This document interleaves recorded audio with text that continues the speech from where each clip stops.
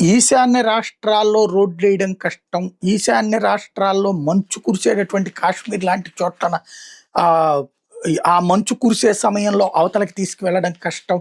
లేపోతే అక్కడ రైళ్లు ఏర్పాటు చేయడం కష్టం అంటూ స్వతంత్రం వచ్చిన 70 ఏళ్ల నుంచి ఆడిన నాటకాలకి మోడీ చెక్ పెట్టుకొచ్చారు.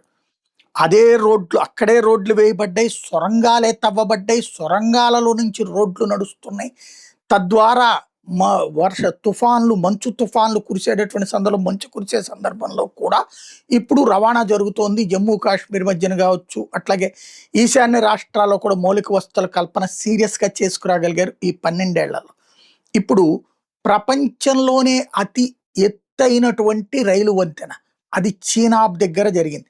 మనకి పాకిస్తాన్‌లో ఉన్నటువంటి జీలం, చీనాబ్ నదులకి వెళ్ళే నీళ్లు ఎక్కడి నుంచినే పోతుంటాయి. ఇప్పుడు ఆ నీళ్ళని స్ట్రక్ చేస్తున్నాం. అది ఒకటి. అది సెపరేట్. బట్ చీనాబ్ మీదన జమ్మూ శ్రీనగర్ మార్గంలో రైల్వే వంతెన ప్రపంచంలోనే అతి ఎత్తైనది. దాన్ని నిన్న ప్రారంభించారు.